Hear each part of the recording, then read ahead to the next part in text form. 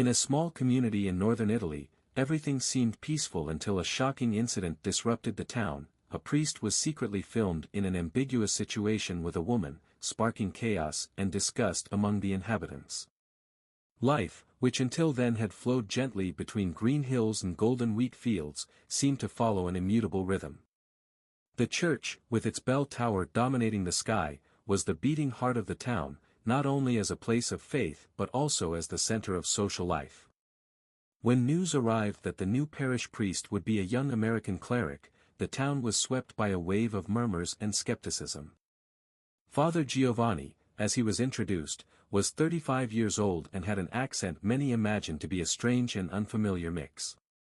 His academic training in Rome wasn't enough to reassure the more conservative parishioners, who found comfort in the traditions the old priest had upheld for over 4 decades. An American priest? What does he know about our customs? Complained Pietro, the village blacksmith, hammering harder than necessary on the anvil. Maybe he'll bring modern songs to church, joked Giuliano, the bartender, drawing a few laughs from his café patrons. Despite these initial reservations, the day of Father Giovanni's arrival was met with a mix of curiosity and nervousness. The tall, slender priest stepped off the bus with a warm smile and a small piece of luggage. The main square was crowded with people watching the scene intently. "Good morning, everyone," greeted the priest, his accent betraying his origins but laced with a disarming sincerity. "It's an honor to be here with you. I hope I'll be up to the task." For a moment, silence fell over the crowd, broken only by the soft tolling of the noon bells. Then Maria, the elderly woman who always had an opinion about everything, replied, "We'll see, Father. We'll see." Father Giovanni's first days were filled with meetings, smiles, and explanations. The priest made an effort to meet every member of the community, visiting homes, fields, and shops. To some, this enthusiasm seemed a bit forced, but others began to notice something different about him, a genuine desire to understand. One Saturday afternoon, during a visit to Pietro's workshop, Father Giovanni paused to watch the blacksmith at work. "You know, Pietro, the sound of the hammer on metal reminds me of something sacred," he said thoughtfully. "As if each strike not only shapes the steel but also forges our soul." Pietro, caught off guard by the reflection, stopped for a moment. "I never thought of it that way," he admitted, wiping the sweat from his brow. Over the weeks, Father Giovanni began doing what he did best, bringing people closer to faith through tangible actions. He organized a food drive for families in need and engaged the youth in activities that combined fun and spirituality. However, not everyone welcomed his methods right away. "Why do we have to change everything? Wasn't it fine the way it was before?" complained Agnes, an elderly parishioner, during a parish committee meeting.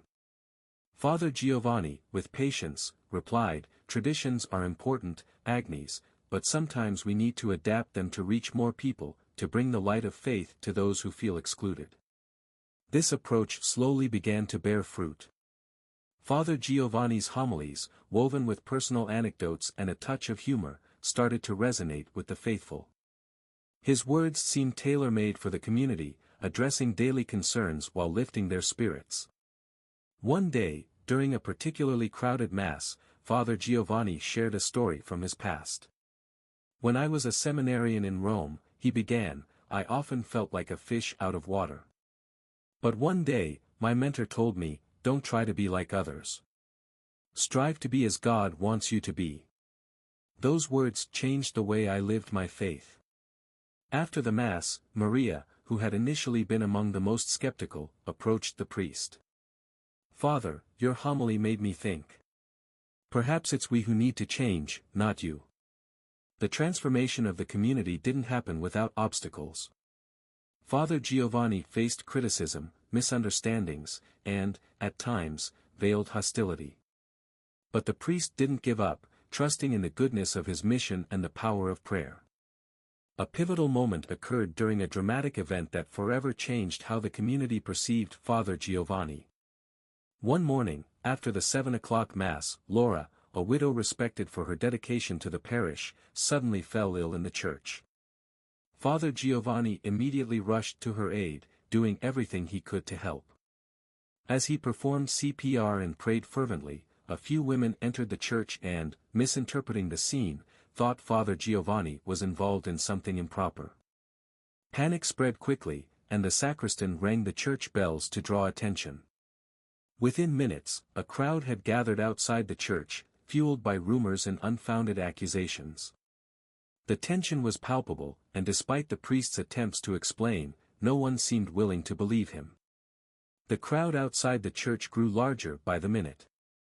Drawn by the insistent ringing of the bells and alarmed whispers, townsfolk spilled into the main square. Some whispered amongst themselves, while others, bolder, shouted questions and accusations. The scene had taken on an almost surreal atmosphere, as if the entire community had been swept into a vortex of uncontrollable emotions. Inside the church, Father Giovanni continued to do everything he could to help Laura, who lay unconscious on the floor. Despite the tumult outside, the priest remained focused, alternating between CPR and prayers. "Lord, give me strength," he whispered, sweat streaming down his face. He fought desperately to keep panic at bay. Finally, one of the younger parishioners, Marco, pushed through the crowd and rushed into the church. "Father, what's happening?" he asked, panting. "Call an ambulance, now." Father Giovanni replied without taking his eyes off Laura. Marco nodded and ran out, fumbling with his phone to dial emergency services. But the tension outside was spiraling out of control. Some men had approached the church door, shouting, "What's he doing in there? Why won't he come out and explain himself?"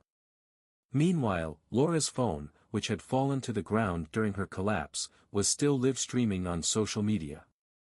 Many parishioners, unaware of the real situation, had received notifications about the broadcast. Some hurried to watch the video, and fortunately, the truth began to emerge. Among them was Julia, a young mother who always followed the parish's activities closely.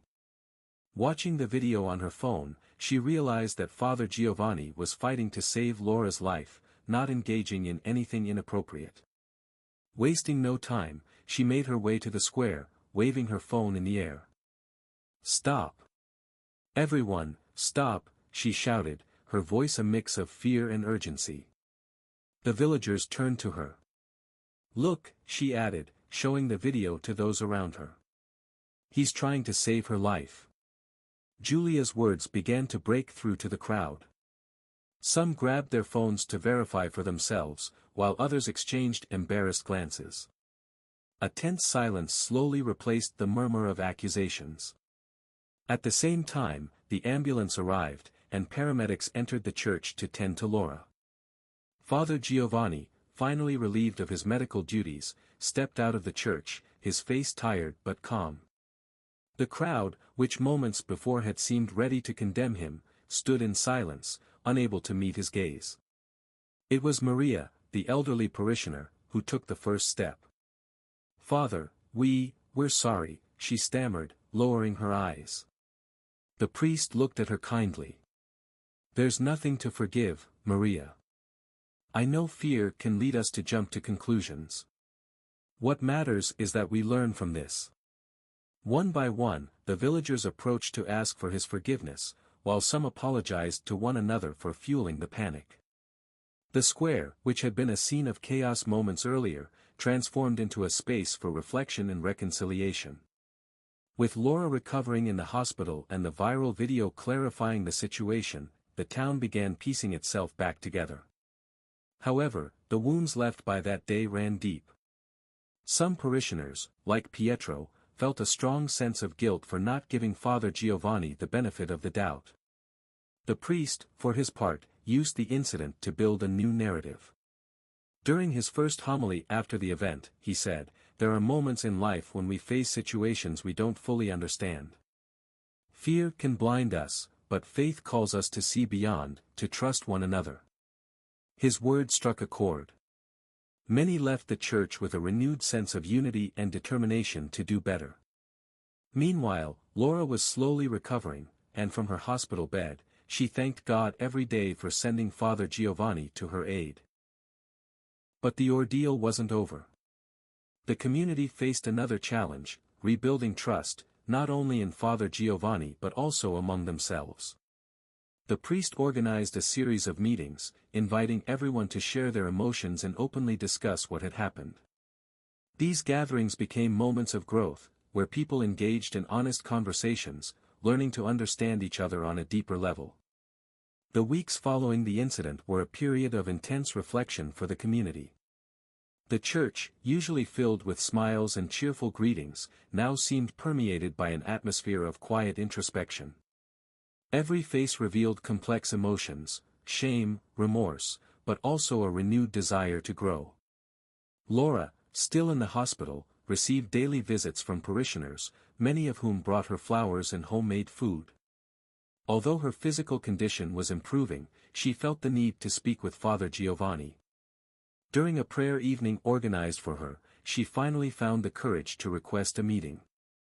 When the priest arrived at her room, Laura welcomed him with a tired but sincere smile. "Father, I have to thank you," she said, clasping his hands in hers. "If it weren't for you, I wouldn't be here today." Father Giovanni shook his head humbly. "Don't thank me, Laura. I only did what anyone would have done. It was God who gave you the strength to come back to us."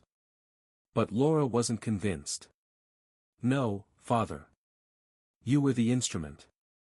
And I also need to apologize for all the pain this community has caused you." The priest looked at her with deep compassion. "Forgiveness is what makes us human, Laura. And I believe this event has taught us an important lesson: we must trust one another, even in the most difficult moments." Meanwhile, the story was beginning to attract attention far beyond the community's borders. The video of Laura's live stream, which had captured the events in the church, had been shared thousands of times on social media. What had initially been a local misunderstanding had now become a broader discussion on forgiveness, faith, and the power of human connection. News outlets picked up the story, praising Father Giovanni's composure and compassion during the crisis. Some even visited the small town to interview its inhabitants, curious to learn how the community was healing after such a dramatic event. The unexpected spotlight brought mixed emotions to the villagers. While some felt proud of the lessons their town had learned, others were uncomfortable with the attention. Still, Father Giovanni reminded everyone during one of their meetings, this story isn't about mistakes or blame. It's about redemption and the strength we find in coming together. Through it all, the priest's steady guidance became the anchor for a town learning to heal, forgive, and grow stronger in its faith. Images of the priest performing CPR while praying were accompanied by headlines ranging from sensationalism to reflection. A miracle in a small Italian church, the story of Father Giovanni, faith and dedication. This sudden notoriety was not welcomed with the same enthusiasm by everyone. Some parishioners felt uneasy, fearing that the media attention might detract from the true essence of the message. "We're not a circus," grumbled Pietro during a parish meeting. "We should focus on our work, not the journalists." But Father Giovanni, with his usual calm, replied, "Pietro, God works in mysterious ways. If this story can inspire others to reflect on faith and the importance of community, then let us accept it as part of his plan." And so it was. Journalists began visiting the small town, interviewing parishioners, and documenting the story of redemption and unity. Many villagers, initially reluctant, opened up, sharing how the incident had transformed not only their relationship with Father Giovanni but also with themselves. Yet, not everything was smooth. One evening, as Father Giovanni returned to the rectory after an evening meeting with the youth, he found an anonymous envelope slipped under the door. The contents were unsettling, a handwritten note that read simply, "You are not welcome here." The priest read those words multiple times, trying to grasp their meaning. Was it a threat? A provocation? He chose to say nothing about it but prayed longer than usual that night, asking God for the strength to face whatever challenges lay ahead. Despite the note, Father Giovanni continued his work with the same enthusiasm and dedication.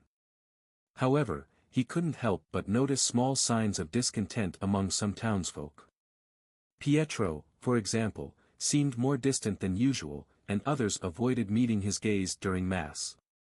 During a parish meeting, he decided to address the issue openly. "Brothers and sisters," he began, his voice steady but gentle, "I know some of you still have doubts about me. If there's something on your mind, I urge you to speak up. The church is a place of dialogue, not division." There was a long silence, finally broken by Pietro, who stood up slowly. "Father, I owe you an apology," he said, his tone a mix of wounded pride and sincere remorse. "I judged too quickly, and sometimes I let my stubbornness guide me. But I see that you're here for us, and I have no right to doubt your mission." Pietro's words were met with spontaneous applause, and the atmosphere in the room softened. Father Giovanni approached Pietro and shook his hand with gratitude. "Thank you for your honesty, Pietro. Trust is built day by day, and I'm here for that." The moment marked a turning point for the community, solidifying the sense of unity that Father Giovanni had worked so hard to nurture. The priest's unwavering patience and understanding became a beacon of hope for all, reminding them of the power of faith, dialogue, and reconciliation. As the months passed, the small village found a new sense of stability. The events involving Father Giovanni and Laura remained a vivid memory, but rather than dividing the community, they ultimately strengthened it. Misunderstandings and fears were overcome through sincere dialogue, guided by the priest's patience and humility. Laura, now fully recovered, became a living symbol of faith and unity. "I will never forget what happened," she said during a special Thanksgiving Mass held in her honor. "Not just because of the danger I faced, but for all that we learned as a community. We made mistakes, but we forgave each other, and that has made us stronger." The church, once a place of quiet division, transformed into a vibrant hub of activity. Each week, new volunteers joined parish initiatives, young people helped the elderly with their shopping, families took turns managing charitable activities, and even Pietro, the gruff blacksmith, became a central figure. He contributed his skills to maintaining the church and offered woodworking classes to the youth. Meanwhile, the media attention gradually faded, allowing the town to enjoy a renewed sense of peace. Yet, the story's impact lingered. Inspired by the events, a charitable foundation donated funds to build a community center next to the church. This new space, inaugurated with a grand celebration, became a meeting place for young and old alike, featuring classrooms for training courses, a library, and even a small theater. Father Giovanni, who had once feared he would not be accepted, became a beloved and respected figure. Every gesture, from his homilies to casual conversations in the village square, was imbued with sincerity and a deep love for the community. Despite his successes, the priest knew that his work was just beginning. Trust is built day by day, and each challenge was an opportunity to grow together. One particularly significant event occurred about a year after Laura's incident. During an evening mass, a young woman, a stranger to the village, entered the church. She sat quietly in the back, observing the service in silence. After the celebration, she approached Father Giovanni with a hesitant but determined expression. "Father, may I speak with you?" she asked, nervously clutching a bag in her hands. "Of course," he replied, leading her to a quiet corner of the sacristy. The woman, who introduced herself as Elisa, shared a story of pain and isolation. She had seen the video of Laura's rescue and felt inspired to seek help. "I didn't know where else to go," she admitted, "but something told me I'd find guidance here." Father Giovanni listened attentively, offering words of comfort and proposing a path of spiritual healing. Elisa's story soon became another testament to how the community, nurtured by that small village church, could extend its message beyond geographic boundaries. The village, once shaken by doubt and division, had become a beacon of hope and renewal, a testament to the transformative power of faith, unity, and compassion. Over the years, the village became a symbol of renewal, not only for its inhabitants but for anyone who arrived there seeking hope. The parish was cited as an example at conferences and religious gatherings, and the story of Father Giovanni was included in seminarian training courses as a model of resilience and pastoral leadership. In the end, what had begun as a challenge turned into an extraordinary opportunity to showcase the power of faith, compassion, and forgiveness. Father Giovanni, with his gentle smile and humble presence, continued to walk among the people, aware that each day was a new chapter to be written together with his beloved community. Thank you for following this story to the end. We hope it touched your heart and inspired reflection on the importance of trust, forgiveness, and unity. If you enjoyed this tale, leave a like, share it with your friends, and don't forget to subscribe to the channel so you won't miss the next story. See you soon with another tale that will leave you on the edge of your seat. Until next time.